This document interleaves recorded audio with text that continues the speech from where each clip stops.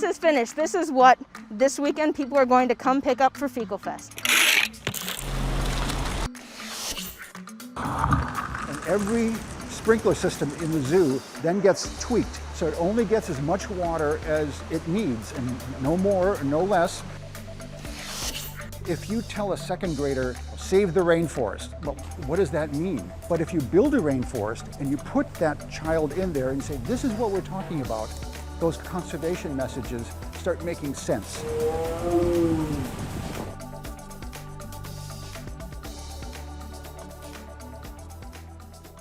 Hello and welcome to the Woodland Park Zoo. I'm Shelby Miller. Today we're going to focus on the award-winning sustainability efforts that are happening here at the zoo. Some of those projects are a bit more visible, like the solar panels on top of the carousel, but other projects are hiding in plain sight. From waste management to pollution prevention, the Green Team works with every department across the zoo, promoting conservation and sustainability. Coming up, I'll take you to the most famous and exotic compost blend in the Pacific Northwest and show you what we can all do to make a difference at home. I'm good, how are you? Are you and Jeff here?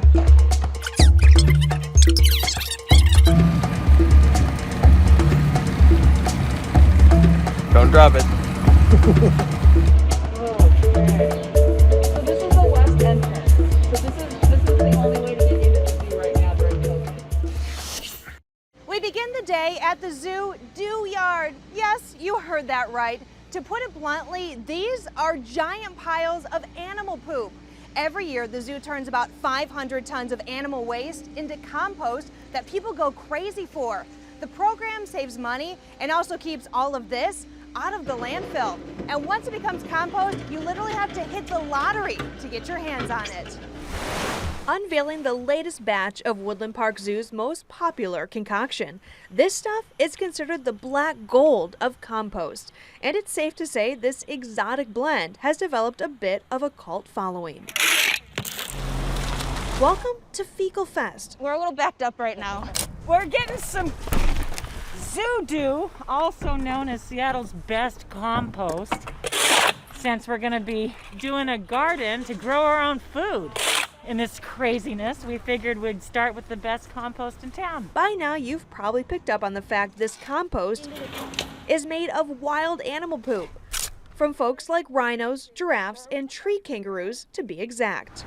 This biannual event at Woodland Park Zoo is so popular, you have to hit the lottery to get here. Winners can purchase compost by the bucket, or if you're feeling extra eager, you can buy a whole truck bed of it. We may have bit off more than we could chew in the sense that we went with the whole, let's do the 100 gallons, you know, but we'll spread it around and I'm sure the plants will love it. Let's rewind a few steps and take you back to where it all began. A couple of the biggest contributors to the compost pile are the rhinos. A full-grown greater one-horned rhino eats 35,000 calories a day, all on a vegetarian diet. What goes in must come out, which means Taj and Glenn leave behind lots of poo for zookeepers to pick up every day. Of course, they're not the only animals who play a role. So it's about 30 different species of animals. They're all non-primate herbivores. So those are your hippos, your rhinos, those are our two big contributors. But then it's everyone in family farms, the pigs, cows to rabbits, all the way up to the tree kangaroos and elk. Keepers scoop the dew up from the yard and put it in the bunker. Now the compost team steps in. They pick up all the fresh manure and bedding from the animal enclosures and put it in a big dump truck. Once they have enough, it all gets dumped right into this giant mixer. Yes, the zoo has its own special mix truck for stirring up exotic animal dung. This combines it and adds in oxygen, which is critical for the compost process. Once it's good and blended, it gets hauled to the Zoo Do Yard, where it'll spend its next few months. Yes. That's where sustainable waste management specialist Caitlin Welsen steps in. But at the zoo, she goes by a different name. I get to be Dr. Do, which is probably the best title I will ever have. So it's really a fun job, and I know I'm making a difference in the world. ZooDoo is making a difference. This operation takes 500 tons of poop from herbivores at the zoo every year and turns it into compost, keeping carbon emissions down. Because otherwise, the only thing to do with this poop is haul it to the landfill. It sits in the landfill, it takes up space, and really contributes to global warming through greenhouse gases. It also saves the zoo a lot of money. Taking all that animal due to the dump would cost Woodland Park Zoo about $125,000 a year. Recently, the process got even more advanced thanks to a gift from the Sutherland Foundation. The $250,000 grant will give the zoo the tools it needs to start incorporating carnivore and primate waste into the ZooDoo process. These 8-foot-tall concrete bunkers hold large piles of poo in place. They're specially designed for composting with automated aeration and temperature control technology that speeds up the process from 6 months to just 60 days. I know a lot of people would probably be grossed out, especially like with the early stages, but to you, do you just kind of see a lot of possibility and a future for all of this here? Oh yeah, this is just future ZooDoo in my mind. It doesn't even register anymore that like there would be an ick factor until I'm bringing the 5-year-olds through the tour and they're all saying ew. But no, I mean it's a really natural process, and for me it's going to be ZooDoo. Dr. Do walks us through the operation. A pile is built on this. It's capped with a 6-inch layer of finished compost that acts as an insulating blanket. Really make sure the whole pile cooks the way we need it to, the right temperatures. And this stuff heats up, ranging from 135 degrees up to 160 degrees, which destroys weed seeds and potential pathogens while decomposing the organic materials. Still, it can be an odd concept to wrap your head around. The word cook with poop really is kind of weird to say together, yeah. Oh yeah, it's the composting term, and it is kind of funny to think about that way, but the reason it's cook is because in the process of decomposing, all of the poop and bedding, the bacteria are breaking that down and releasing heat. So in that process, the temperature of those piles just heats up on their own. All we do is add air and water and keep them happy, and they do all the work for us. All ZooDoo crew members do is add oxygen, a bit of water, and a month later, they move this pile into a new bunker. So this material is 30 days old, and as you can tell, it's so different from the hay and straw we saw. It's already starting to look like dirt. You can still see some distinct like wood chips and those kind of things. Fast forward another month, and voila. This is finished. This is what this weekend people are going to come pick up for Fecal Fest. So this is the finished ZooDoo. It looks and smells like dirt. Which means the next step for this exotic animal do compost concoction is Fecal Fest. And then it's heading to a flower bed near you. A veritable recycling of everything. Wonderful. If you don't happen to hit the lottery, you can always stop by the zoo store and try to score some ZooDoo for yourself. Now, supplies are limited, but if you're lucky, you can get your hands on a pint of this popular concoction. The Woodland Park Zoo certainly isn't the only place that composting can be done, and it definitely doesn't have to involve exotic animal poop. You can make compost piles in your own backyard. This works well at the zoo, so you should try it too. Composting can be simple. It really only requires 4 things: organic material, moisture, oxygen, and time. A properly balanced diet for composting is a mix of fresh green and dried brown plants. Think grass clippings and old leaves. Just remember, the more compost material that's chopped up, the faster it will decompose. The goal is to have a pile that is 2/3 brown and 1/3 green, and water well building the pile so it stays damp. You'll want to turn the pile every now and then to keep the air flowing. Then, in about 4 weeks, you'll have your own crumbly compost right in your own backyard. Coming up on your inside look at the Woodland Park Zoo. And that way, we can really zero in on being very specific and pinpoint the amount of water that's needed and not waste any water. Actions speak louder than words. We'll highlight the award-winning commitment to building a green zoo.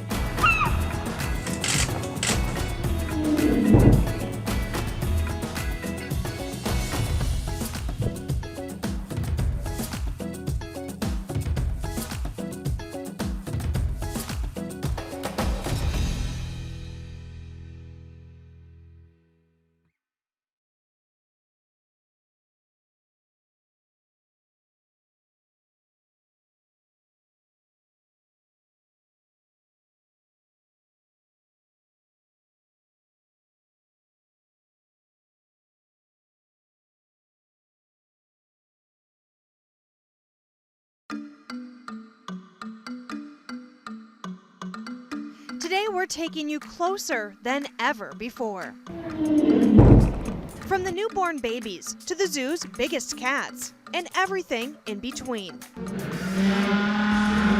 Get ready for a wildlife experience like no other. So today's exam was an ultrasound examination. So sit down and get comfortable as we look inside the Woodland Park Zoo.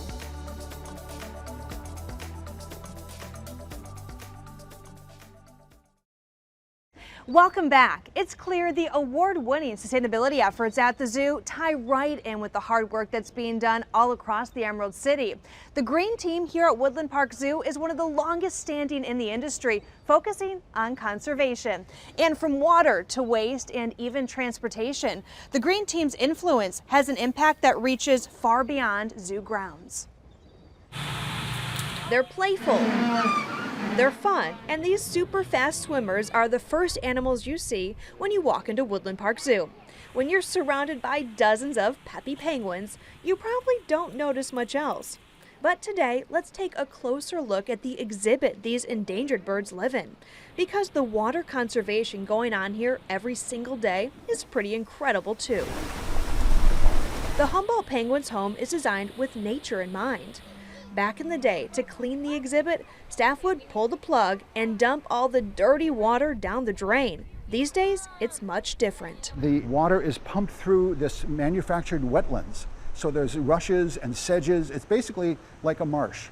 The plants filter the water and use all the nutrients that are in the water, all that nitrogen that has been added by the animals. And it comes out clear, and then it gets an ozone treatment.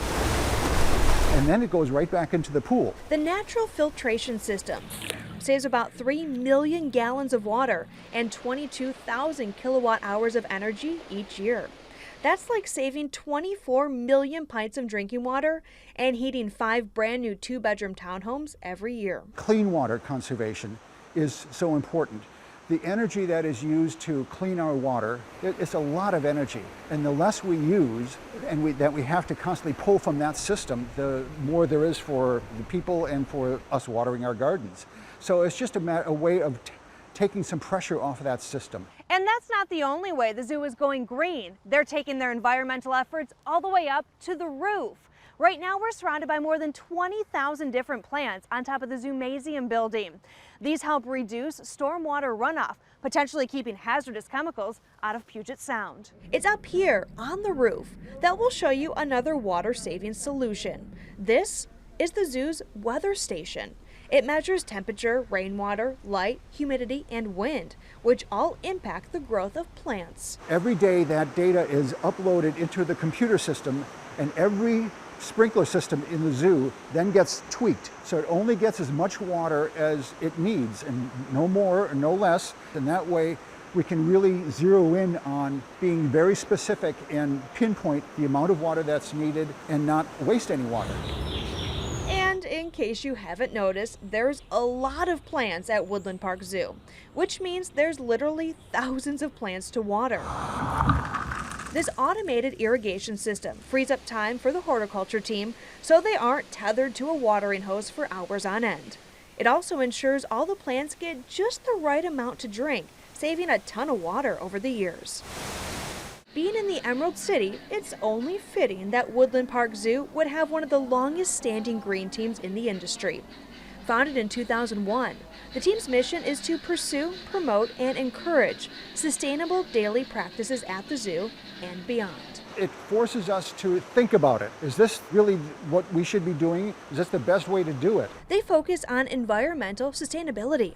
Some examples include reducing carbon emissions. You may notice solar panels on the roofs of buildings as you walk around.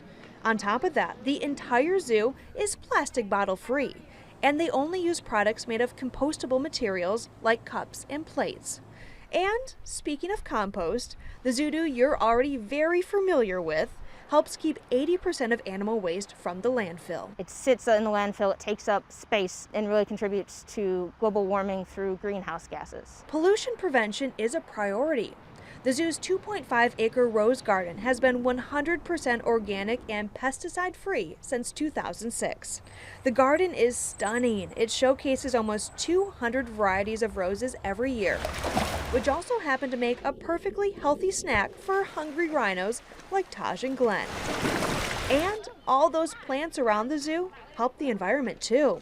Since the 1950s, they've increased the zoo's tree canopy fourfold, which helps sequester carbon, produce oxygen, and serves as a habitat to local wildlife. All just these little things, and they all add up to making a big difference. There are thousands of plants here at Woodland Park Zoo, and each one is here for a very specific reason. Coming up, we'll introduce you to the horticulture team and explain the big role plants play both for the animals and for the guests at the zoo.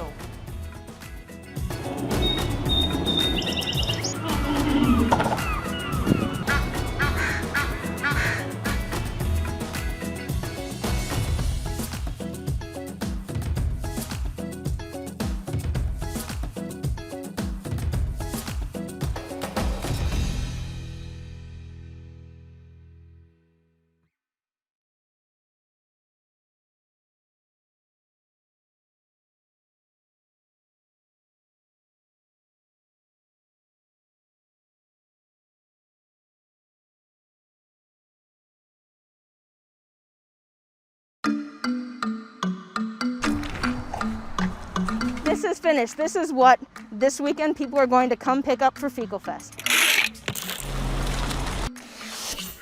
And every sprinkler system in the zoo then gets tweaked, so it only gets as much water as it needs, and no more or no less. If you tell a second grader, save the rainforest, well, what does that mean? But if you build a rainforest and you put that child in there and say, this is what we're talking about, those conservation messages start making sense.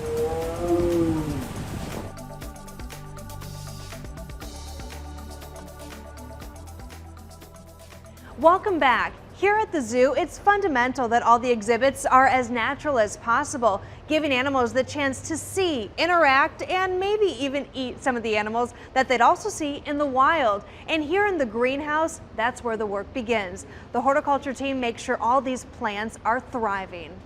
From the colorful flowers of tropical Asia to the tall trees and grasses in the African savanna, every acre of Woodland Park Zoo is planted to a T. We choose plants very specifically that give us the right look for that specific habitat. So if it's leaf shape, leaf size, flower color, the number of plants, the diversity of plants, the size of the plants, it's all very carefully orchestrated so it looks like a convincing situation. When the visitor walks in, they realize, I'm not even in Seattle anymore. I'm in Kenya or Malaysia or wherever. As best we can, that is our goal. I'd say that goal has been achieved. Horticulture supervisor David Selk has worked at the zoo since 1993. He says the plants help tell the story and set the stage, creating an experience for the guests and making everything feel as natural as possible. We don't want people to look at the landscape and see it individually and look at the animals and see them separate, that the animals and plants all evolve together and live together and interact all the time, all day, every day. Each exhibit takes years to plan and plant. Seattle is a great place to garden, but creating a savanna can be tricky when dealing with Northwest winters, which is why they sometimes improvise. How do we make a savanna or a tropical forest outdoors in Seattle? So we use simulator plants that look like the real thing. While working to save endangered animals, Woodland Park Zoo is also helping to conserve plants. More than 30,000 species of plants in the world are now threatened with extinction. Throughout the zoo, there's more than 92,000 plants and trees covering the zoo's 92 acres. If you do some quick mental math, that adds up to about 1,000 plants per acre. It's a very dense, not a botanical garden, but it is a botanical garden. It's not quite an arboretum, but it really is an arboretum.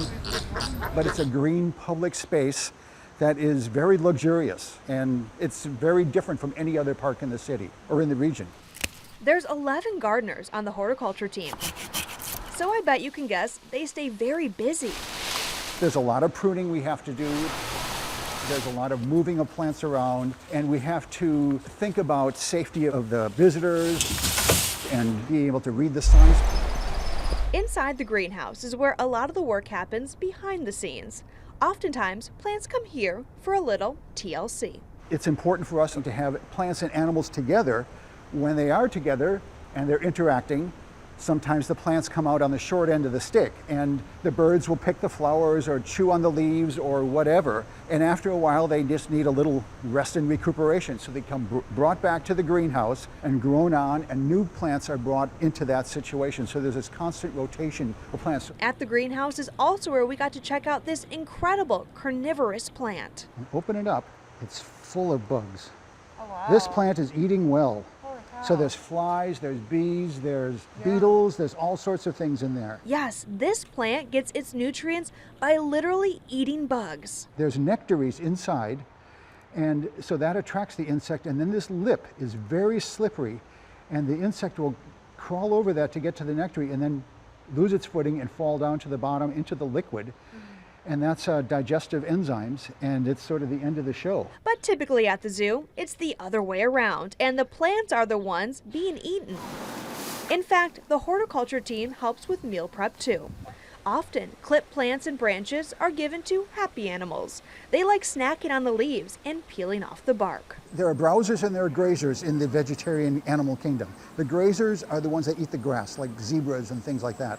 Browsers are leaf eaters, elephants, giraffe, gorillas are browsers, and rhinos are browsers for the most part. And there are lots of plants in the zoo that are perfectly safe for the animals to eat. And they all have, there's an approved list of plants, and when we prune those plants, they don't go into the compost, they don't go into the clean green, they get taken to the animal units and they get fed out to the animals as enrichment. One of the most eye-catching forms of enrichment has to be in the organic rose garden, which has been at Woodland Park Zoo since the 1920s. Gardeners pick petals, which zookeepers feed to some of the animals, like the rhinos. These guys often enjoy a relaxing rose petal bath in their very own rhino spa. We take those rose petals and we put them in buckets and we haul them to the animal units. So the gorillas eat a lot of them, the rhinos eat a lot of them, and they're perfectly safe. They seem to really enjoy them. Which is proof that pretty much everything at the zoo is here for a very specific reason. And it all goes hand in hand, creating a platform to open people's eyes and experience the biodiversity that's out there in the world. If you tell a second grader, save the rainforest, well, what does that mean? But if you build a rainforest and you put that child in there and say, this is what we're talking about, those conservation messages start making sense. That's a wrap for us today. As you've seen, the sustainability efforts here at Woodland Park Zoo are a true testament to the area's green leadership. If you'd like to learn more about these programs, just head to the zoo's website. Coming up next week, you're in for a treat. We'll take you behind the scenes inside the tree kangaroo exhibit, introducing you to the newest and most adorable baby tree kangaroo you'll ever see. Plus, we'll tell you about a signature program that combines animal conservation with a cup of coffee. And don't forget, you can watch the entire Woodland Park Zoo docuseries online or on the Cairo 7 app. Just go to cairo7.com/zoo for more. I'm Shelby Miller, and I can't wait to see you next week.